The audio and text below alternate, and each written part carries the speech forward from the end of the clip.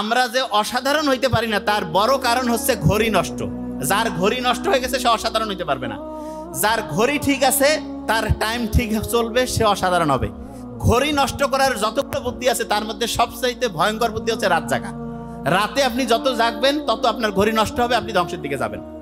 এখন যে জায়গায় আমি ছিলাম, খেয়াল করেন, ইঁদুরের উপরে যে গবেষণা হইল, গবেষণার অর্ধেক অংশে আমি আসছি। তারপরে কি হইল, বিজ্ঞানীরা দেখলো যে আচ্ছা আমরা এখন হচ্ছে ওই লিভার যে আছে, যেই জায়গায় টাচ করলে মজা লাগে, টাচ করলে মজা লাগে, সেই জায়গাটা থেকে তাকে আমি ওই লিভারটায় উঠাই দিব। লিভারটা যখন সরাই ফেললো, ও আল্লাহ, ওই যে আপনার ইঁদুরগুলো খুব সারাদিন খালি ওইখানে যে লিভারে টাচ করতেছিল, তারা দেখা গেল আর খায়ও না, বন্ধু বান্ধবের সাথে গল্প গুজবও করে না। দেখা যাচ্ছে তারা হচ্ছে যে ফিজিক্যাল যে মুভমেন্ট সেইটাও নাই, ডিপ্রেশনের মধ্যে চলে গেল।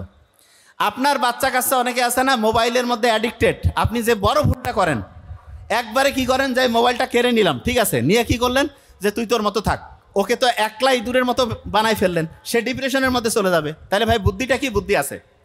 বুদ্ধিটা হচ্ছে আপনার বাচ্চাকে আপনি যখন বুঝছেন যে এরকম, তখন তাকে হচ্ছে যে বড় স্ক্রিন বা বাসায় টেলিভিশন কম্পিউটার ওপেন স্পেসে রেখে সেইখানে তার সাথে একসাথে থাকেন, একসাথে গল্প করেন, একসাথে খোলামেলা, প্রত্যেকের সাথে প্রত্যেকের আন্ডারস্ট্যান্ডিং ভালো হবে, দেখবেন আস্তে আস্তে নেশাটা কাটবে। একটা জিনিস বলি, মাথায় ঢুকবে প্রত্যেকের।